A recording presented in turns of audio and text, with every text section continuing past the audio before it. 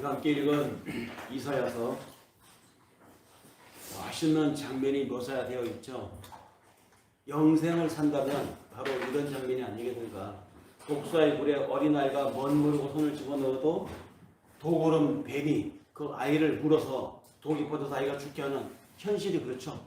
그런데 이사야서에 소개되고 있는 이 세계는 어떤 세계입니까? 독사물에 어린아이가 손을 집어넣어도 물지 않을 것이고, 사자와 살찐 짐승이 함께 뒹굴어도 서로 해를 가하지 않고, 그 큰 짐승, 그 맹수들이 어린아이가 끝나고 끌려다니는 이런 아름다운 세계, 우리가 하나님의 나라에 가서 산다면 바로 이런 세계가 아니겠습니까? 그런데 이런 세계는 꼭 하나님의 나라 가서야만 우리가 경험하고 볼 수 있는 것인가? 그 하나님의 나라는 이미 예수님께서 말씀하셨잖아요. 천국이 이미 너희에게 믿음이 있다면 이 땅에 임하였느니라. 그러니까 이런 세계는 죽어서 가는 영생에서만 경험할 수 있는 것이 아니라, 물론 거기 가서 경험하지만 우리가 살면서 이 현실 속에서 내 생애가 끝나기 전에 내 시간을 통해서 이런 것을 경험할 수 있다는 것입니다. 그래서 바울은 너희가 전에는 죄의 종이요, 너희가 전에는 율법에 따라서 의무적으로 사는 삶의 노예였다면 이제 예수를 믿는 믿음을 위해서 너희가 바뀌었다. 너희가 의의 종이 되었다. 너희가 이제는 자유의 종이 되었다. 그 자유의 종이 되었기 때문에 이제는 너희가 해방을 맞이했습니다. 그러니까 내가 누가 하려서 억지로 부득이함으로 하는 것이 아니라 이제는 즐거움으로, 자원하는 마음으로, 안 하면 하나님께 징계를 받을까 무서워서 예배를 드리고 헌금을 드리는 것이 아니라 감사해서 10분의 1이 아니라 10분의 9도 드리고 싶은 이런 마음이 넘쳐나는 이런 삶이 바로 사자굴에 손을 넣어도, 독사굴에 손을 넣어도, 사자와 함께 뒹굴어도 해를 받지 아니하는 하나님의 함께하는 세상이다. 그것이 바로 오늘의 영생이다. 이사야서의 이야기나 사도 바울의 로마서를 통해서 주시는 메시지나 같이 우리에게 공히 전해주는 메시지의 제목은 오늘의 영생입니다. 오늘의 영생.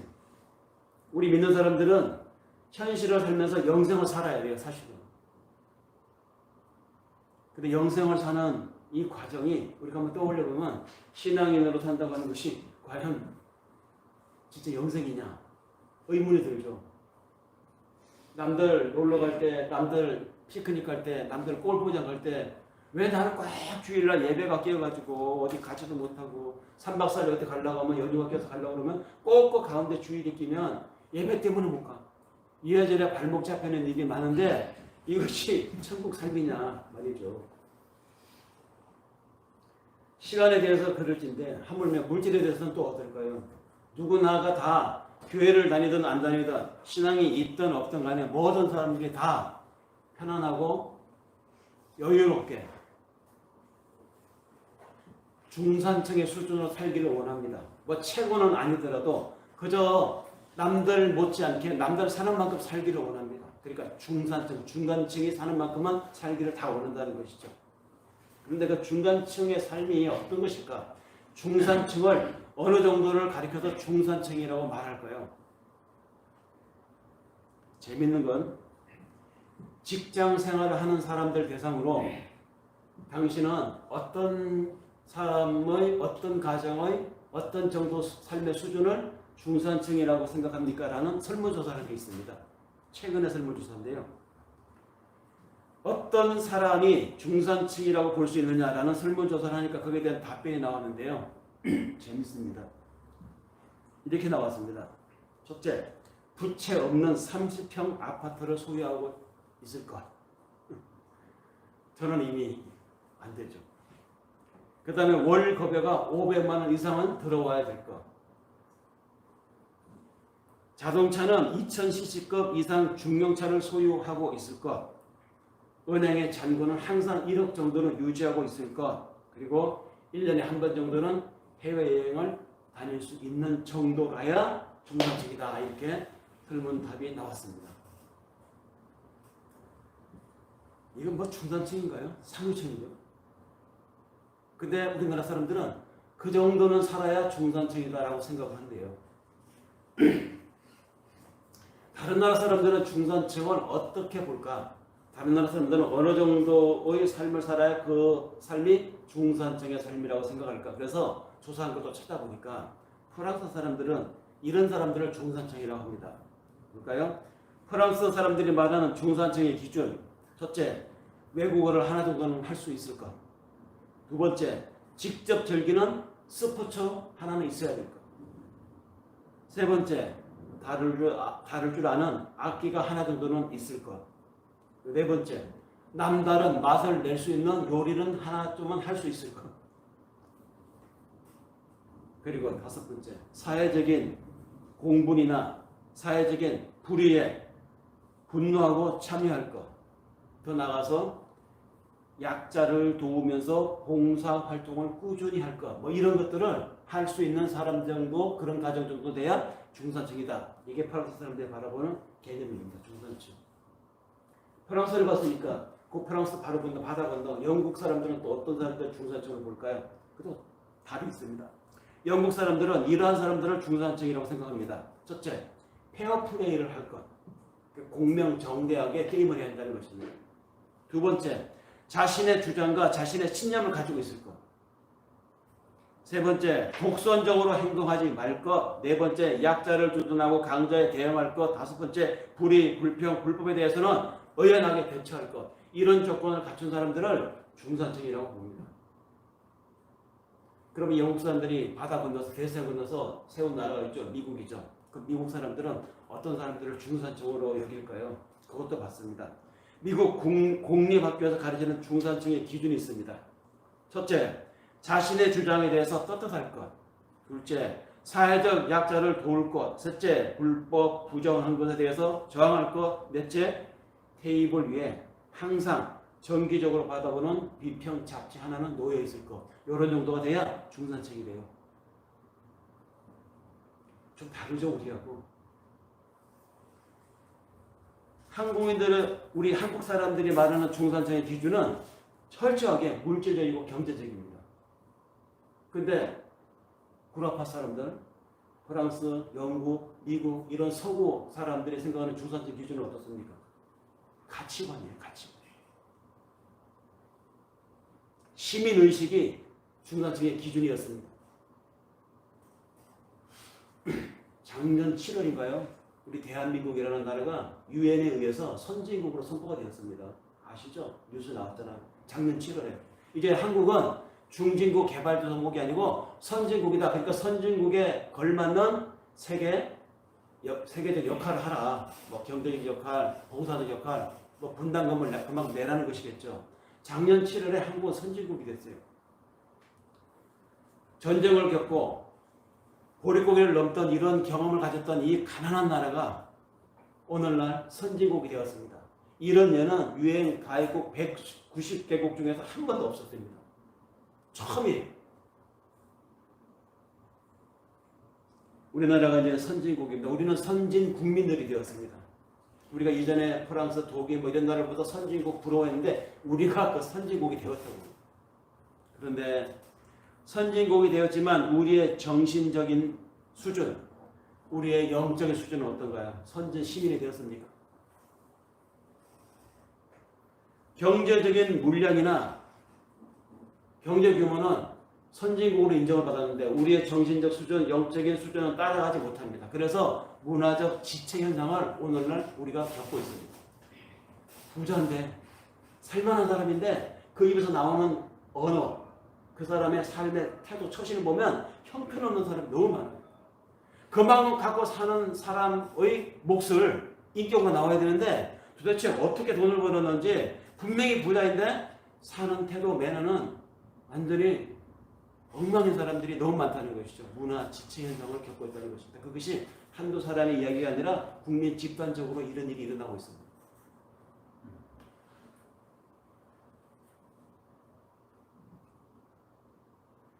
한국의 중산층 기준에는 약자라는 개념이 아예 없었습니다. 기독교 문명을 기본으로 하고 있는 프랑스, 영국, 미국 이 나라의 시민 정신에는 중산층의 기준이 사회적 약자를 돕고 또 그들이 어려운 처지에 처했을 때 그들과 연대한다고 하는 기본 정신이 다 있잖아요. 프랑스도 그렇고 영국도 그렇고 미국도 그렇고. 우리가 뭐 프랑스가 세속화되었다. 구라파 유럽 사회가 이제 폐폐적이 되었다. 그래서 교회가 문을 닫았고 기독교가 뭐 종말이 됐다, 말 사라졌다. 이렇게 말을 하지만 천만에요. 교회가 문을 닫았고 교회가 박물관이 되었는지 모르지만 기독교는 그들의 정신 속에 살아있었습니다. 이 중산층을 바라보는 기준을 봐도 그들은 시민의식 속에 이미 기독교 정신 문화가 단단히 세례를 그들에게 내린 거예요. 아무리 선진국이 세속화되었다고 해도 그들의 문화에는 성경으로부터 받은 정신 문화적 세례가 뿌리 깊이 박혀 있음을 중산층을 정의하는 그들의 기준에서 알 수가 있습니다. 성경에서도 하나님은 어떤 분이냐 이렇게 정의를 합니다. 나는 강자를 물리치고 약한 자의 편을 들어주는 분이라. 하나님은 이렇게 정의했습니다. 역대하 14장 10절에 그렇게 정의되어 있습니다. 그리고 바울도 자신이 바라보는 하나님을 그렇게 소개했습니다. 바울이 말하는 하나님, 고린도전서 1장 27절에서 28절에 이렇게 말합니다. 세상에 미련한 것들을 택하사 지혜 있는 자들을 부끄럽게 하려 하시고 세상에 약한 것들을 택하사 강한 것들을 부끄럽게 하려 하시며 세상에 천한 것들과 멸시받는 것들과 없는 것들을 택하사 있는 것들을 폐하려 하노라. 누가요? 하나님이. 이런 성경의 기독교 정신이 아주 뿌리 깊숙이 박혀있는 사회가 서구 사회입니다. 그렇기 때문에 그들이 그리고 교회 출석률은 떨어지고 교회에 노인들밖에 안 모이고 심지어 교회가 문을 닫더라도 그들의 정신 속에는 이미 이 기독교 정신이 깊숙이 박혀 있어서 가치관이 되었다는 말이죠.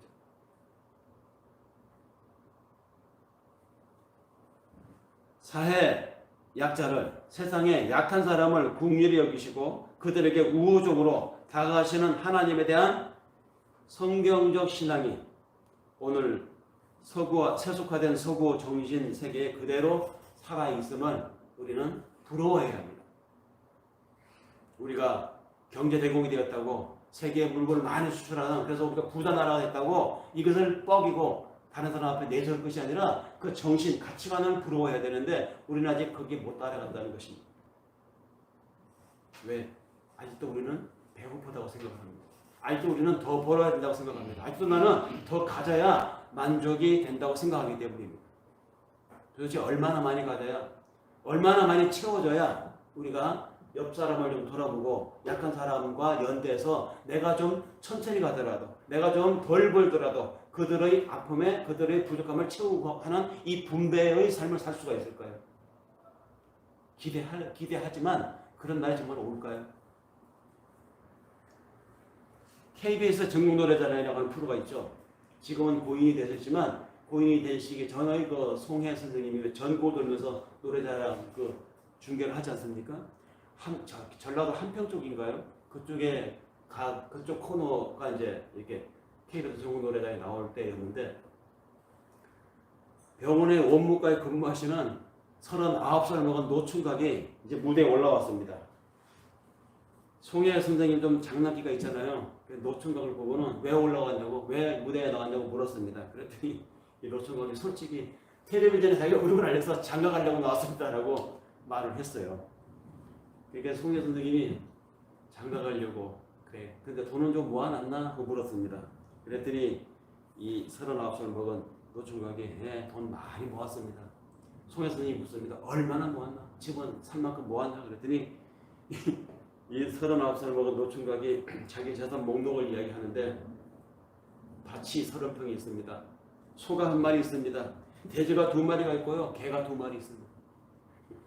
이 말에 그 많은 그 관중들이 막 폭소가 터진 것이죠. 비웃는 것인지 아니면 경내 폭소인지 어리둥절해하는 이 39살의 노총각이 그 청중들을 향해서 묻습니다. 아니 그만큼 가지고 있으면 되지 않나요? 이렇게 순진난만하게 되물어보는 이 총각에게 청중은 박수를 막 보냈습니다. 그래, 참 멋있다. 네, 멋있는 사람입니다. 소 1마리 밭 30평 개 2마리, 돼지 2마리. 근데 이분은 그것으로 자기는 많이 가지고 있다고 생각하니 이 사람은 행복한 사람이죠. 행복한 부자였습니다. 사람들이 왜 현실에서 싸우고 아웅다웅하고 악다운을 세우면서 나를 세우면서 예민하게 날카롭게 살아가느냐? 사람들이 현재 필요하지 않음에도 불구하고 미래에 필요할지도 모른다는 불안감 때문에 지금 불필요한 것을 더 많이 소유하려고 하는 데서 사람들이 싸웁니다. 그러면 나중에 필요할지 모르기 때문에 지금 어떻게든지 움켜줘야 돼. 그래서 더 많이 쌓아놓고 살면 그 지금 많이 쌓여있는 삶이 나의 행복을 보장해 줄까요? 우리 살아봐서 알잖아요. 그렇지 않더라고요.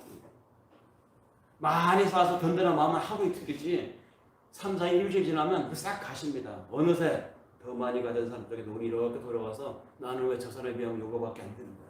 벌써 이렇게 마음이 불편해져요. 끝이 없다는 것입니다. 독일 속담에 그런 말이 있죠. 금이 아름다운 것을 알게 되면 별이 아름답다는 것을 잊어버리게 된다. 어쩌면 우리는 미래에 불필요한 금을 위해서 현재 오늘의 삶의 아름다운 별을 잊고 사는 것은 아닌가. 그렇게 살기 때문에 아웅다웅하면서 사는 것은 아닌가. 노아라고는 작가가 쓴 유명한 그 소설이 있죠. 야곱, 빵장수 야곱. 그 작품에 보면 빵장수 야곱이 자기 친구의 손자인 요나에게 부자가 되는 법에 대해서 이야기해 주는 부분이 있습니다. 굉장히 인상적인 내용인데요. 이 요나라고 하는 친구의 손자가 야곱 할아버지한테 말합니다. 나는 어른이 되면요 돈 많이 벌어서 부자가 될 거예요.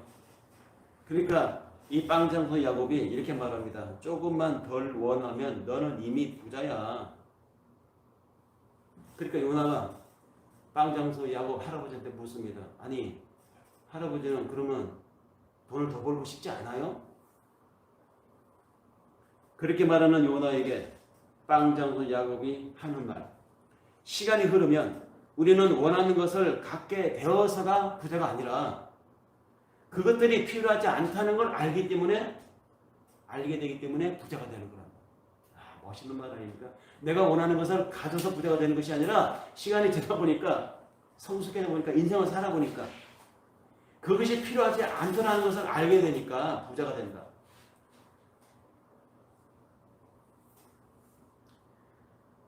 오늘은 급하게 살아가고 옆을 돌아볼 여유도 없이 바쁘게 살아가는 인생들이 바로 그렇습니다.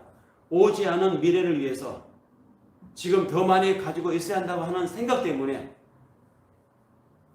오늘의 삶을 더 불안하게 살고 오늘에 사는 자신의 처지를 가난하다고 느끼고 산다는 것이죠. 사실 오늘 우리가 느끼는 이 나의 부족함, 나는 좀 더 있어야 돼, 내 소유가 딸린다, 나는 가난하다, 이런 생각은 엄밀한 의미에서 부족해서 오는 가난이 아니에요. 더 많이 갖기를 원하는 데서 오는 가난이라는 말입니다. 그것을 가리켜서 정신적 가난이라고 하고 또 다른 말로는 영적 궁핍이라고도 말할 수 있습니다. 진짜 인생의 가치는 내가 무엇을 가지고 있느냐가 아니라 내가 가지고 있는 그것을 가지고 어떻게 쓰느냐, 어떻게 사느냐에 달려 있습니다. 사람들은 내가 지금 현재 가지고 있는 소유가 넉넉하고 풍족하면 내 존재도 풍성해진다고 생각을 합니다. 그런데 그건 착각이에요. 전혀 상관없는 이야기입니다. 조금을 가지고 있어도 여기에 만족하고 여기에 내가 행복을 느낀다면 그 사람은 이미 부자라는 말이죠. 그러나 은행 잔고가 몇 천억을 가지고 살던 사람이 막 주가가 폭락을 해가지고 이제 남은 잔고가 10억밖에 안 남았어요. 난 너무너무 가난해서 이 10억 어떻게 산단 말인가. 자살하는 사람이 있습니다. 흔히 어느 동네 가면 아니 돈 1억이 없어서 그런단 말이야, 이런 말 하죠. 돈 1억이 없어서. 옛날에 돈 10원이 없어서 이 말이 그 동네에서는 1억이에요. 근데 이 1억을 벌려면 얼마나 일을 해야 됩니까? 얼마나 모아야 됩니까? 근데 그 돈 1억 그따위 가지고 이렇게 말하는 그 사람 그 동네 가면 정말 사랑이 넘치고 이웃 사랑이 막 넘쳐나고 감사하고 이럴까요? 천만에요. 삭막합니다. 어느 동네보다 인정머리가 없습니다. 사람을 함부로 여깁니다.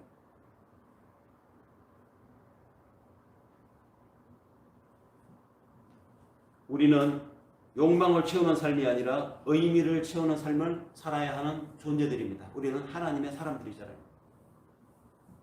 진짜 부자는 더 이상 필요한 것이 없는 사람이 진짜 부자입니다. 진짜 부자는 많이 가지고 있진 않지만 그나마 가지고 있는 그것을 다른 사람과 함께 나누려고 하는 사고를 가지고 있는 사람이 진짜 부자입니다. 요즘 오늘도 뭐 태풍 예보가 돼 있죠. 비가 엄청 올 텐데요. 한두 달 전에 비가 엄청 왔지 않습니까? 서울에도 지방의 청주 어디도 전라도 어디도 비가 많이 와가지고 그 비 피해를 많이 봤는데요. 청주가 어디에 그 농부 박씨라는 분이 죽다 살아난 이야기가 그 비 때문에 이야기가 소개되어 있더라고요. 거기 보니까 이 농부 박씨가 풍수가 났는데 길을 가다가 차오른 개울의 물에 빠졌습니다. 거의 그 물에 빠져서 죽을 뻔한 농부. 냇가를 건너다 빠졌는데 넘어지는 바람에 그 바람에 바위에 머리까지 부딪혔어요. 그래서 잠깐 기절을 했다고 합니다. 그 물이 자꾸 자기 몸을 적시니까 의식을 차리고 보니까 몸은 움직일 수가 없고 물은 점점 더 불어나서 가슴까지 차오르라는 것이죠. 날은 어두워져 가고 머리에서는 계속 피가 나고 이 농부 박씨가 이렇게 생각했답니다. 야, 이게 죽는 거구나. 내가 이렇게 해서 죽는구나. 근데 우연히 누군가가 그 어둑어둑한 그 길을 지나가다가 이분을 발견을 했어요. 그래서 바로 119 전화해가지고 이분을 거기서 구해가지고 병원으로 실어가는 동안에 기절해서 이분이 혼수 상태에 빠졌는데 병원에서 각고의 노력 끝에 살려냈다고 합니다. 나중에 건강을 되찾고 온전한 회복을 해서 일상으로 이제 돌아갔다고 하는데요. 그 지역 방송사, 지역 신문사 기자들이 찾아와서 죽다가 살아난 새로운 새 삶을 사는 기분이 어떻습니까? 꼭 묻잖아요. 물으니까 이분이 그렇게 말을 했다고 합니다. 이젠 잘 살려고 합니다. 다른 사람에게 해 끼치지 않고 말이요.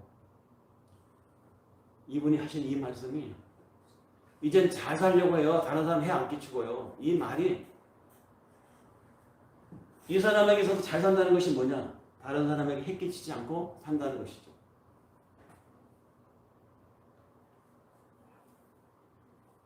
따지고 보면 우리말에 이 잘이라고 하는 부사 있죠. 잘 달린다, 잘 먹는다, 잘 간다, 잘 산다. 잘이 붙으면 그 잘이 어떤 의미입니까? 국어사전을 찾다 보면 이 잘이라는 이 부사는 제대로 해석하면 정확하게, 바르게 또는 제대로라는 뜻입니다. 그러니까 잘 산다라는 말은 제대로 산다, 바르게 산다 이 말이에요. 근데 언제부터니까 이 잘이라는 부사가 산다라는 말과 동사와 합쳐지니까 잘 산다는 말이 우리에게는 어떻게 들립니까? 제대로 산다라는 말이 아니라 돈 많이 가지고 넉넉하게 산다 이 개념이 되어버렸어요. 누가 어떤 사람에게 그 사람 잘 사니? 잘 사는 사람이야 라고 물으면 그 사람 제대로 사는 사람이야 라는 물음이 아니라 그 사람 좀 돈 좀 갖고 살아 이런 물음이 되었다는 말이죠. 이게 한국 사람 우리의 오늘의 정신 구조고 우리의 수준입니다. 그렇게 변형이 되어버렸어요. 이미 오래전에 2500년 전에 소크라테스라고 하는 철학자는 그런 말을 했습니다. 잘 사는 것과 아름답게 사는 것과 정의롭게 사는 것은 똑같은 말이다. 예, 아주 이미 2500년 전에 사람의 삶에 대해서 정확하게 보았던 철학자의 이 해안이 왜 2500년이 지난 오늘 더 세련되고 더 문명화되고 더 뇌가 더 커진 오늘날의 사람들에게 나타나지 않을 거예요. 정신 수준은 오히려 2500년 전 사람보다 더 퇴화된 것 같아요. 그저 돈 벌고 계산하고 수리적인 계산하는 데만 빨라졌지 사람 내에서 갖고 있는 덕성이나 품성이나 가치관에 대해서는 오히려 2500년에 소크라테스가 보았고 그때 노자가 보았고 그때가 공자가 설파했던 그때마저도 못한 것 같아요.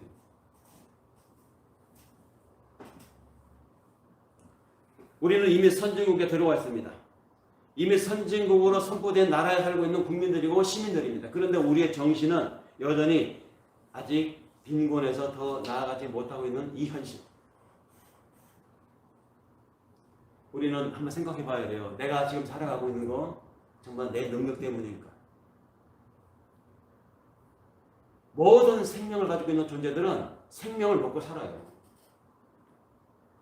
생명은 생명을 먹어야 생존할 수 있습니다. 보세요. 동물뿐만 아니라 풀도 생명을 먹고 삽니다. 인간은 동물도 잡아먹고요. 풀도 뽑아먹습니다. 풀도 생명이잖아요. 동물도 생명이지만. 채식주의자는 그러면 동물을 안 잡아먹으니까 생명을 안 먹는 것인가? 마찬가지예요. 생명이 있는 걸 뽑아서 먹잖아요. 도망가지 못하는 생명을 먹는 것일 뿐이지.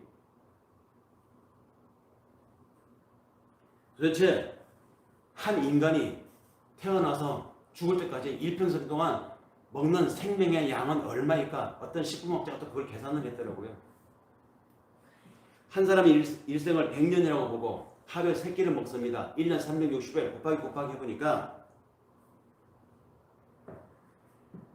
100년에 약 11만 끼를 먹더라고. 11만 끼. 그럼 이 11만 끼를 한 끼에 보통 1kg, 1칼로리, 1kg 정도를 먹는다고 계산해보니까 한 사람이 한 평생에 얼마를 먹느냐, 생명을 잡아먹는데 110톤의 생명을 잡아먹게 되더라는 것입니다. 110톤. 한 평생 110톤의 생명을 한 사람의 뱃속에 집어넣는 것입니다. 이건 엄청난 양입니다. 단순한 숫자가 아니에요. 한 사람의 생명을 지속시키기 위해서 110톤이라고 하는 생명이 희생이 돼가지고 그 뱃속에 들어가는 거예요. 100년 동안. 어쩌면 우리는 모두가 다 내가 생존하고 있는 내 몸에 지금 보이지 않을 뿐이지 손에 피를 묻히고 있는지 모릅니다. 어떤 생명의 피, 소의 피, 돼지의 피, 오리의 피, 어떤 풀의 피, 생명의 피를 온 몸에 범벅하고 묻히고 살아가는 겁니다. 사실은. 내가 생존하기 위해서 우리가 마트에 와서 포장 잘 되고 예쁘게 되어 있는 것을 사다 먹을 뿐이지만 사실 거기서 어디서 옵니까? 어디가 도달된 거잖아요. 나를 위해서 희생된 엄청난 생명의 무게가 110톤입니다. 누군가가 죽어서 나의 밥이 되고 누군가가 더 많이 죽어서 나의 반찬이 되기 때문에 내가 지금 오늘 여기 이러고 있는 것입니다. 그러니까 여기 살아있는 우리들은 잘 살아야 된다는 말이죠. 제대로 살아야 되고 바르게 살아야 한단 말입니다. 왜? 우리가 지금 여기 살아있기 때문에 나 살아있는 나 하나를 위해서 여러분 한 사람 한 사람을 위해서 어디에선가 누군가가 생명이 죽는 것입니다.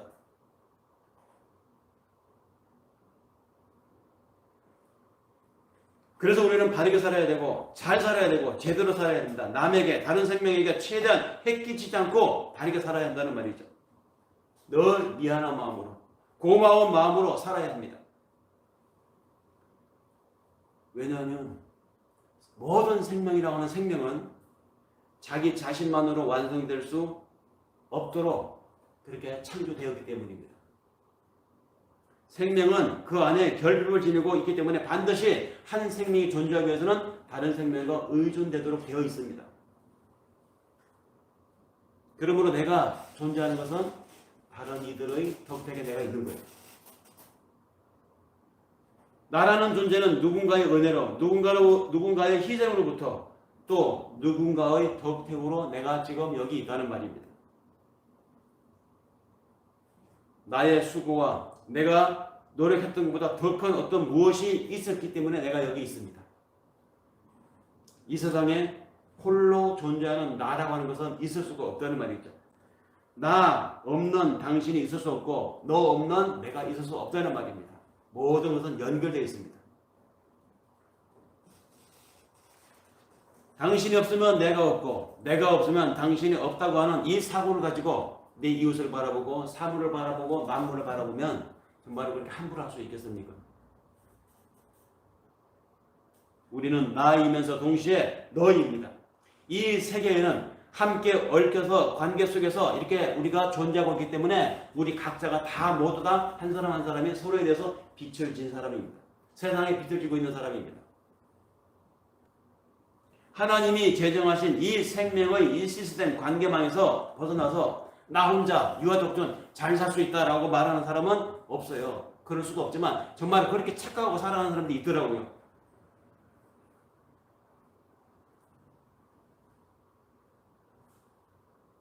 다른 존재에 대한 미안함도 모르고 다른 희생물들에 대한 고마움도 모른 채 자기가 잘난 줄 알고 자기 욕망으로만 달려가니 그런 정신이 우리를 피폐하게 만들고 그런 사람들이 많은 공동체가 그 사회가 엉망이 되는 것입니다. 삭막한 사회가 되는 것이고 살기 힘든 공동체가 됩니다. 우리의 영적 빈곤이 그렇게 처져가고 그렇게 파괴되어 갑니다. 아프리카에 선교를 하는 영국인들이 아프리카 그 남아공인가요? 거기에 가서 선교를 시작하면서 그 사람들의 이제 심성은 어떻고 그 사람들의 이제 캐릭터는 어떤지 현지인들을 조사하려고 게임을 시켰다고 합니다. 반대편에다가 맛있는 사탕을 한 바구니 담아놓고 또 저 맞은편 반대쪽에 그쪽 현지 아이들, 큰애들, 뭐 아저씨들, 뭐 또는 어린아이들 한 줄을 쭉 세워놓고 여기 땅 하면 달려서 제일 먼저 도착한 사람이 사탕 바구니를 먹는 겁니다. 가질 만큼 갖는 거예요. 룰을 그렇게 정해놓고 출발을 시켰습니다. 그러면 이런 경우에 누가 먼저 도착할 것 같아요? 다리가 길든지 덩치가 크든지 힘이 센 사람, 이런 사람들이 먼저 도착하지 않겠습니까? 나이가 많거나. 반면에 누가 꼴찌로 도착하겠습니까? 약하고 다리가 짧거나 키가 어리거나 몸이 아픈 사람, 이런 사람들은 늦게 도착하지 않겠어요? 그런데 놀라운 것은 이 영국 선교사들이 실험한 결과 제일 먼저 도착한 사람이 있더랍니다. 역시 건강하고 키 크고 나이 많은 사람이었어요. 그런데 그렇게 1, 2, 3, 4등 도착한 사람들이 바구니에 손을 안 대더라는 거예요. 바구니에, 사탕에 손을 안 대더래요.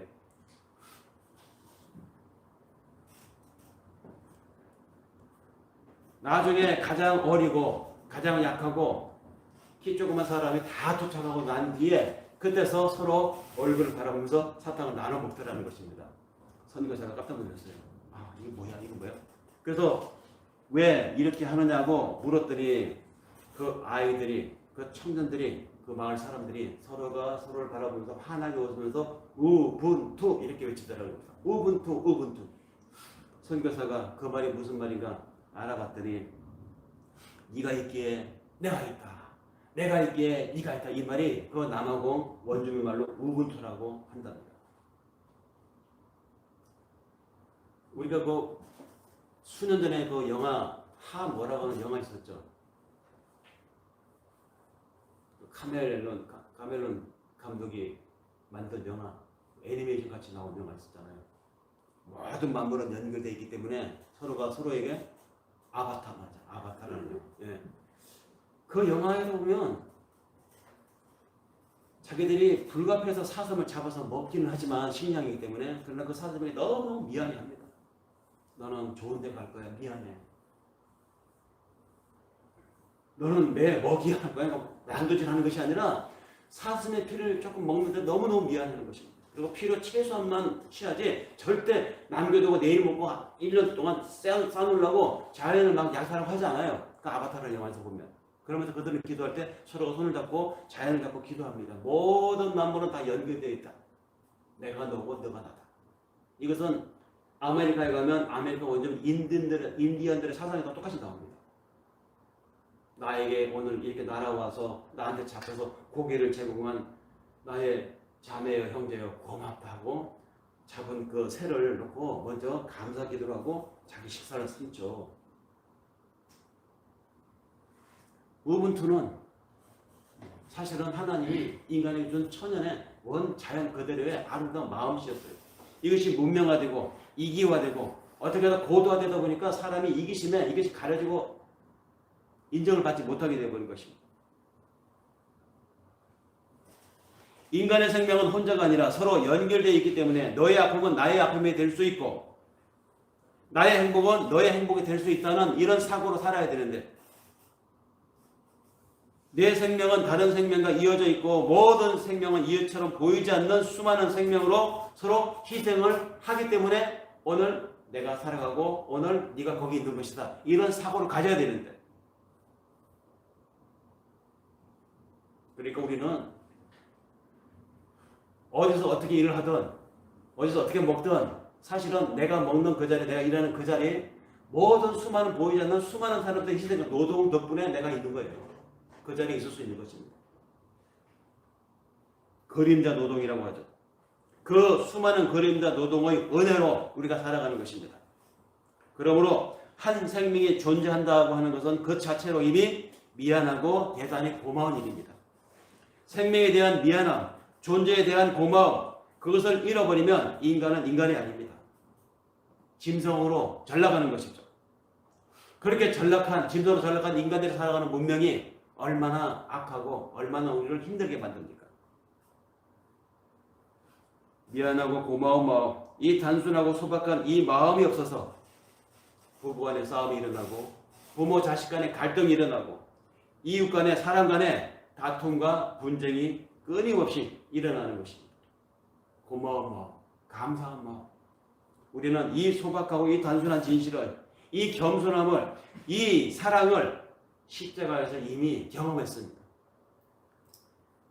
죄의 싹은 사망이요 하나님의 은사는 그리스도 예수 우리 주 안에 있는 영생이니라. 이 영생은 오늘 크리스찬의 삶을 살면 우리에게 현실에서 일어날 수 있다는 말입니다. 육신의 생명을 유지하기 위해서 우리가 다른 생명의 희생을 통해서 우리가 오늘 먹고 지금 이렇게 서 있고 기식하고 있습니다. 이것도 참 대단히 고마운 일이고 미안하고 고마운 일입니다. 그런데 그렇게 살아가는 이 수레바퀴에는 영생이 없어요. 먹고 배설하고 먹고 배설하고 그러다가 죽으면 흙으로 돌아갑니다. 인간의 인생이 그것이 끝이겠습니까? 근데 이 예수의 십자가를 알지 못하면 정말 그거 끝난다는 것이죠. 그래서 그것은 사망이라고 합니다. 누구 말 맞다나 정말 죽어서 흙으로 돌아가고 그거를 보시면 아 정말 좋겠어. 왜? 후환이 없으니까. 잊혀지는 거니까. 근데 아니라고 하잖아요. 성경에는. 그 다음에 다음 생이 있다. 영원한 생명이 있는가 하면 영원한 벌이 있다. 그러니까 그 지옥을 사는 삶은, 영원한 천국을 사는 삶은 이미 우리가 이 땅에 살아가면서 만들어져 간다는 것이죠. 내 삶이 오늘 천국이냐? 난 천국에 살 수 있습니다. 내 삶이 오늘도 지옥이냐? 난 지옥을 사는 거예요. 사실은. 내 지옥을 내가 만드는 것입니다. 지옥 같은 삶을, 지옥 같은 마음을 가지고 살아온 사람을 어느 날 하나님 갑자기 데려다가 너 천국 살아 그러면 그 사람이 거기서 어떻게 살겠습니까? 뭐 자주 나오는 예화가 있잖아요. 길다란 1m가 넘는 수저와 젓갈만 갖고 있는 곳이다 천국은. 그러니까 이 땅에서 지옥적인 삶을 살아온 사람, 이기적인 사람은 거기서 그 밥을 떠가지고 자기 입에 넣으려고 하는데 1m짜리 들어가겠습니까? 살 수가 없어요. 근데 항상 다른 사람을 먼저 배려하고 다른 사람이 곧 나하고 내가 곧 다른 사람이라고 생각하면 이 삶이, 이 사고가, 이 캐릭터가 이미 인생이 되어버리고 가치관이 되어버린 사람은 그 천국에서 당연히 여기 떠가지고 저 사람 먹여주지 않겠습니까? 뭐 시키고 말할 것도 없어. 그렇게 살았어요. 그런 사람들이 모여있는 곳이 천국이라는 말입니다. 그런 사람들이 이 땅에 살아가는 사람들, 그 공동체가 천국이고 내가 그렇게 살면 내 삶이 천국이고 나의 시간이 영생이라는 말입니다. 나는 생명의 떡이니 내게 오는 자는 결코 줄이지 아니할 터이요 나를 믿는 자는 영원히 목마르지 아니하리라. 요한복음 6장 35절에서 예수님이 하신 이 말씀, 우리는 바로 그것을 먹고 그것을 마시는 사람들입니다.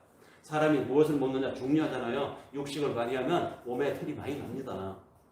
그러니까 채식을 많이 하는 사람들은 살길이 부드럽고 얼굴도 휘어요 사실은. 그리고 초식성 동물이라고 성격도 유순해진대.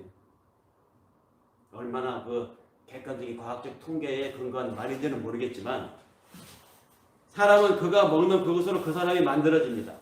그런데 우리는 뭘 먹습니까? 우리는 생명의 떡을 먹고 생명의 물을 마시며 하늘 산소로 호흡하는 사람들입니다. 그렇기 때문에 우리는 오늘을 살면서 이미 영생을 사는 것입니다. 그리고 우리는 나중에 천국을 소유하고 그 천국에서 하나님과 함께 살게 될 것입니다. 풀도 다음 해의 부활을 위해서 생명의 씨앗을 만들어내지 않습니까? 그런 것처럼 우리가 생명을 받았습니다. 천국을 이미 잉태했고 그 천국의 삶을 오늘 우리 삶에서 구현하고 있습니다. 그렇기 때문에 우리도 생명을 받았으니 부활의 생명을 이 땅에 나타나야 되지 않겠습니까?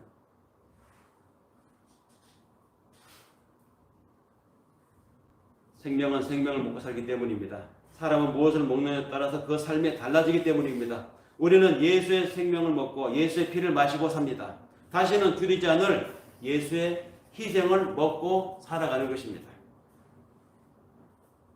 그러니 예수에게 비춰지고 사는 것이죠. 예수에게 그저 고맙고 미안할 따름인 것입니다. 초대교회 교부인 크리소스 톰이 그렇게 말했다고 하죠. 죄 중에 가장 고약한 죄는 감사를 모르는 죄다라고 했습니다. 바울도 그렇게 말했잖아요. 항상 기뻐하라. 범사에 감사하라.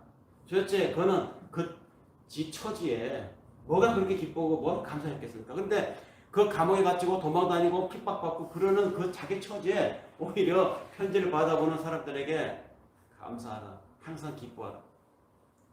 그는 이미 천국을 살고 있었던 것입니다. 이미 그는 영생을 살고 있었던 것이죠. 사람들은 생각합니다. 내일 기쁜 일이 있을까? 그럼 그때 가서 기뻐해야지. 내일 모레죠? 내가 감사할 일이 생길 거야. 그때 가서 확실하게 감사할 일이 생기면 그때 감사해야지. 기쁨을 내일로 미루고 감사를 내일 모레로 자꾸 연장하는 사람들은 오늘을 행복하게 살 수가 없습니다. 그리고 그가 말하는 그 내일의 기쁨, 내일 모레 감사할 조건 오지 않아요. 왜냐하면 설령 그날이 오면, 그 감사하는 일이 오고 기쁜 일이 오면 감사할 것 같죠? 아까 말씀드렸잖아요. 더 큰 것을 갖고 있는 사람이 또 보인다고.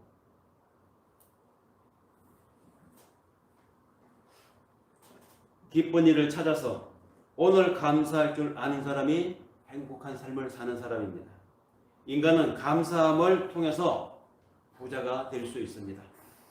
금의 아름다움에 마음이 뺏겨서 별의 아름다움을 잊지 않는 삶이 되기를 바라서 하나님께서 오늘 우리의 삶에 그리스도의 영생으로 차고 넘치는 시간과 삶을 영위하기를 바라면서 오늘 이 말씀을 주신 줄로 믿고 감사드리며 기도하겠습니다. 하나님.